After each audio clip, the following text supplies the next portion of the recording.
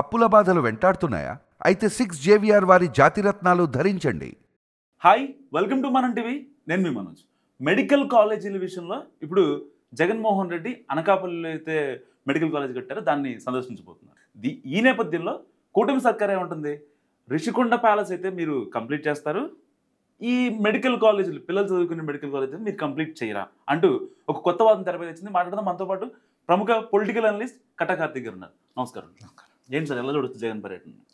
కూటమి భయపడుతుంది అనేది కొంతమంది చెప్తున్నారు. అదే బాధ ఏంటంటే అక్కడికి వెళ్ళే జగన్మోహన్ రెడ్డి గారికి సబ్జెక్ట్ ఉండదు, ఆయన గురించి వీడియోలు చేస్తే మీలాంటి జర్నలిస్టులకి సబ్జెక్ట్ ఉండదు. ఇది పర్యటన అని ఎవరన్నారు? జగన్మోహన్ రెడ్డి గారి గత పర్యటన చూసిన తర్వాత కూడా దీని పర్యటన అనుబుద్ధి అవుతుందా మీకు? ఇది ఒక దండయాత్ర. ఉత్తరాంధ్ర మీద, వైజాగ్ మీద ఒక దండయాత్ర చేస్తున్నాడు. ఆయన ఏ ఉద్దేశంతో పోతున్నాడు? నర్సీపట్నంలో ఒక మెడికల్ కాలేజీని సందర్శించడానికి పోతున్నాడు, అంతే కదా. అనకాపల్లి జిల్లా నర్సీపట్నం నియోజకవర్గం ఒక మెడికల్ కాలేజీని ఏదైతే జగన్మోహన్ రెడ్డి గారి ప్రభుత్వ హయాంలో శాంక్షన్ అయింది అని చెప్తున్నటువంటి ఒక మెడికల్ కాలేజీని సందర్శించడానికి పోతున్నారు. ఆయన ఏం చెప్పబోతున్నారు?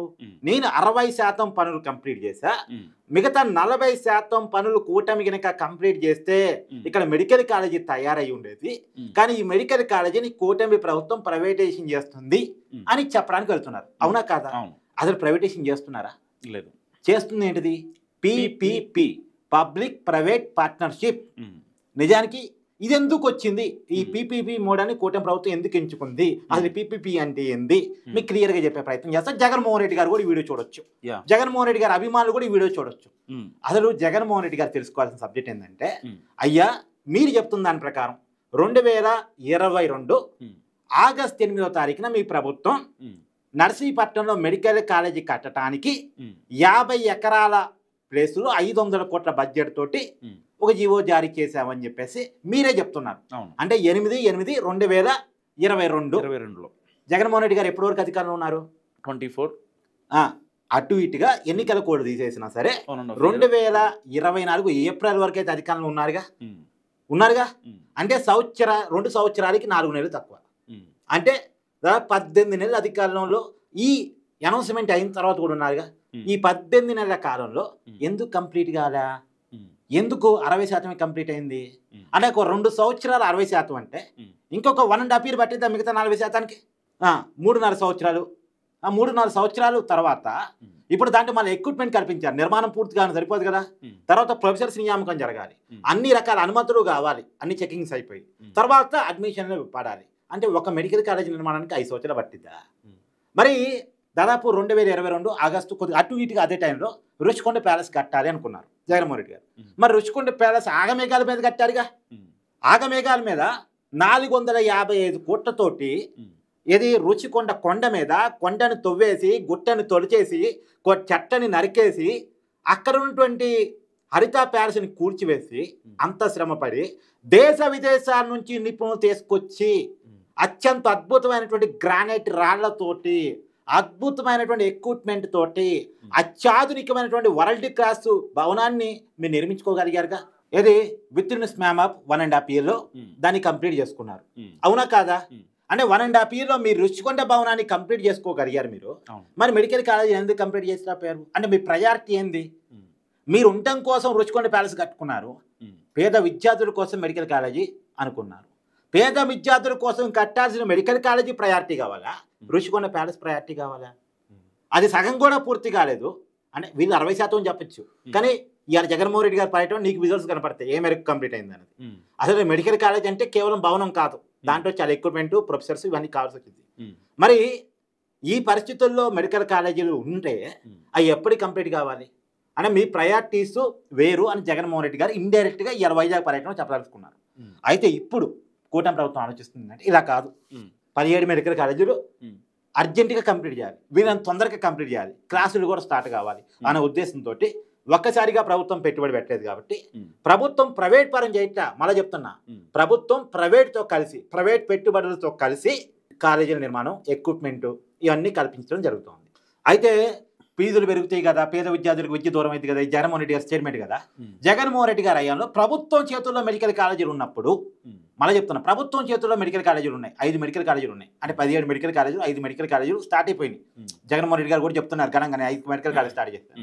5 మెడికల్ కాలేజీల్లో 35% కన్వీనర్ కోటా ఇచ్చారు జగన్మోహన్ రెడ్డి గారు. 15% నేషనల్ కోటా అంటే ఆల్ ఇండియా కోటా ఇచ్చారు. 50% మేనేజ్మెంట్ కోటా, ఎన్ఆర్ఐ కోటా ఇచ్చారు. అంటే 50% సీట్లు మేనేజ్మెంట్ కోటా, ఎన్ఆర్ఐ కోటా. అసలు ప్రభుత్వ మెడికల్ కాలేజీలో మేనేజ్మెంట్ కోటా ఏంటి? ప్రభుత్వం మేనేజ్మెంట్ కదా, ప్రభుత్వమే మేనేజ్మెంట్ కదా. ప్రభుత్వం కాలేజీలో మామూలుగా ప్రైవేట్ కాలేజీలో మేనేజ్మెంట్ కోటా ఉంటుంది, కానీ ప్రభుత్వ మెడికల్ కాలేజీలో మేనేజ్మెంట్ కోటా ఏంటి? మేనేజ్మెంట్ కోటా పేరుతో సీట్ని 12 లక్షలు కమ్ముకున్నారు. ఎన్ఆర్ఐ కోటా పేరుతో సీట్ని 20 లక్షలు కమ్ముకున్నారు. ఈ 12 లక్షలు 20 లక్షలు గవర్నమెంట్ వసూలు చేయటం అసలు పిల్లల నుంచి. అంటే 15 లక్షలు పర్ ఇయర్ అంటే మొత్తం ఎంబీబీఎస్ అయిపోయేసరికి ఎంత పడింది? అంటే అంత బడ్జెట్ చేసుకోగలరా? 1,20,00,000 అసలు బడ్జెట్ చేసుకోగలరా? అంటే అంటే జగన్మోహన్ రెడ్డి గారు విద్యను కాస్ట్లీ చేశారు. ఇప్పుడు కోట ప్రభుత్వం ఏం చెప్తుంది?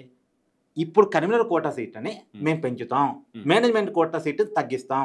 గతంలో 35% కన్వీనర్ కోటా ఇచ్చారు, ఆ 35% మేనేజ్మెంట్ ఇస్తాం. అంటే కన్వీనర్ కోటా స్థాయిని మేనేజ్మెంట్ కోటాగా మారుస్తున్నారు. కన్వీనర్ కోటాని 50% పెంచుతున్నారు. కన్వీనర్ కోటా 50% పెరుగుతుంది, ఆల్ ఇండియా కోటా 10% ఉంటుంది. తర్వాత 35% ఎన్ఆర్ఐ కోటా కావచ్చు, మేనేజ్మెంట్ కోటా కాబట్టి ఉండబోతా ఉంది. అంటే ఇక్కడ ఒక 15% పేద మధ్య తరగతి rule of reservation merit base ఉన్న వాళ్ళకి కన్వీనర్ కోటా కింద 15% సీట్లు పెరగబోతున్నాయి. అంటే ఎవరికి లాభం జరిగింది ఇక్కడ? అర్జెంటుగా కాలేజీలు అందుబాటులోకి రావడం ఒక ఎత్తు, రెండోది కన్వీనర్ సీట్లు పెంచడం ద్వారా పేద విద్యార్థులకు 15% సీట్లు పెరగటం ఇంకొక ఎత్తు. రిజర్వేషన్ ఉండే వాళ్ళకి, మెరిట్ బేస్ ఉన్న వాళ్ళకి ఒక 15% సీట్లు పెరగటం ఇంకొక ఎత్తు. అంటే ఏది లాభం?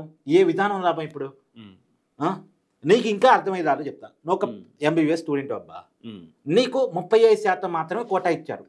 నువ్వు కన్వీనర్ కోటా కింద సీటు కొట్టాలనుకున్నావు, ఎందుకంటే నీ స్థాయి ఆర్థికంగా భరించలేవు, మేనేజ్మెంట్ కోటా సీట్ని భరించలేవు కాబట్టి. కానీ నీకు అప్పుడు జగన్మోహన్ రెడ్డి గారు ప్రభుత్వ మెడికల్ కాలేజీలో 35% సీట్లే ఇచ్చారు. ఆ 35% సీట్లను నువ్వు కొట్టుకోవాలి. నీ రిజర్వేషన్తో కొట్టుకుంటావో, నీ మెరిట్తో కొట్టుకుంటావో, మొత్తానికి ఆ సీటు కొట్టుకోవాలి. కానీ ఇప్పుడు కూటమి ప్రభుత్వం తొందరగా పీపీపీ మోడల్లో 17 మెడికల్ కాలేజీని కంప్లీట్ చేసేసి ప్రభుత్వం చేతుల్లోనే మేనేజ్మెంట్ పెట్టుకొని 50% మేనేజ్మెంట్ కోటా అంటే ఇది కన్వీనర్ కోటా పెంచబోతోంది.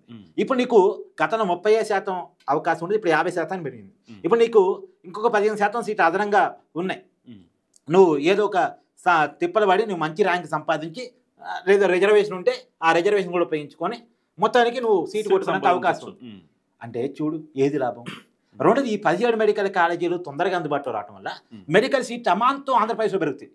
చదువుకునే వాళ్ళంతా కూడా అవకాశాల కోసం విదేశాలకు వెళ్లాల్సిన అవసరం తగ్గిపోయింది. ఇవాళ ఎంబీబీఎస్ కోసం ఇక్కడ సీట్లు దొరక ఫిలిప్పీన్స్కి, ఉక్రెయిన్కి, చైనాకి, రష్యాకి అటు ఇటు వెళ్తున్నారు. అప్పుడు వెళ్ళే వాళ్ళ శాతం తగ్గింది. బయట దేశాలకి ఖర్చులు పెట్టుకొని లక్షలాది రూపాయలు పే చేసి వెళ్ళేటువంటి పరిస్థితి తగ్గిపోయింది. మన నేపథ్యంలో అత్యవసర పరిస్థితులు అంటే చాలా మంది స్టూడెంట్స్, మెడికల్ స్టూడెంట్స్ వచ్చారు. ఇక ఆ పరిస్థితి తగ్గిపోయింది. బయట దేశాలకు వెళ్లాల్సిన పరిస్థితి తగ్గిపోయి ఇక్కడే చదువుకునే పరిస్థితి వస్తాయి. అసలు బయట దేశాలకు మన స్టూడెంట్స్ ఎందుకు వెళ్తున్నారు? ఇట్లా జగన్మోహన్ రెడ్డి గారి లాగా 15 లక్షలు వసూలు చేయడం, 20 లక్షలు వసూలు చేయడం వల్ల వెళ్తున్నారు. ఈ వసూలు చేయడం మానేసి ఎక్కువ సీట్లని ఇస్తే, అంటే మేనేజ్మెంట్ కోటాను తగ్గించి ఆ మేనేజ్మెంట్ కోటా ఎక్కువ ధర వసూలు చేయొచ్చు. మన 30% అన్నది ఎక్కువ ధర వసూలు చేయొచ్చు. ఎందుకంటే మనం ప్రైవేట్ చేతులు ఉన్నప్పుడు వాళ్ళు మెయింటైన్ చేయాలిగా, ఎక్విప్మెంట్ కల్పించాలిగా, వాళ్ళు పెట్టుబడి పెడుతున్నారుగా. ఇప్పుడు ఆ కోట కొద్దిగా డబ్బులు పెట్టగలిగి చదువుకున్న వాళ్ళకి వస్తుంది, ఓకే. ర్యాంక్ కొట్టుకునే వాళ్ళకైతే సీట్లు పెరిగాయిగా. ఇప్పుడు నువ్వు అక్కడ ప్లస్ అయిందిగా. అంటే దీన్ని చూడాలి తప్ప, అందులో సీట్లు విపరీతంగా పెరుగుతున్నాయి అన్న చూడాలి తప్ప, ఇస్తారీతన అంటే సబ్జెక్ట్ లేకుండా జగన్మోహన్ రెడ్డి గారు మాట్లాడుతున్నారు. ఆ సబ్జెక్ట్ లేకుండా కొంతమంది జగన్మోహన్ రెడ్డి గారిని సమర్థించాలని మాట్లాడుతున్నారు. అసలు ప్రైవేటీకరణకి పీపీపీకి తేడా తెలియని పరిస్థితిలో ఒక వ్యాపారవేత్త అయ్యి జగన్మోహన్ రెడ్డి గారు ఉన్నారా? ఆయనకు సాక్షి మీడియా ఉంది, ఆయనకు భారతీయ సిమెంట్స్ ఉంది, ఆయనకు ఒక పవర్ స్టేషన్స్ ఉన్నాయి, పవర్ ఇండస్ట్రీస్ ఉన్నాయి, అనేక రకమైనటువంటి ఇండస్ట్రీస్ ఆయనకు ఉన్నాయి. ఆయనకి ప్రైవేట్ మేనేజ్మెంట్ ఏంటో తెలుసు, ప్రభుత్వంతో కలిసిన పీపీపీ మోడల్ అంటే ఏంటో తెలుసు. ఆయన జనాన్ని భ్రమంలో పెడుతుంటే ఆ జనాన్ని భ్రమంలో పెట్టే జగన్మోహన్ రెడ్డి గారి పద్ధతికి ఇంకొంతమంది తోడవుతారు ఏంటబ్బా? సబ్జెక్ట్ తెలియదు, ఏదో మాట్లాడే ప్రయత్నం చేస్తారు. థ్యాంక్ యూ కార్తిక్ గారు. సో ఇది కార్తిక్ గారు అనాలిసిస్. చూస్తూనే ఉండండి మనం టీవీ.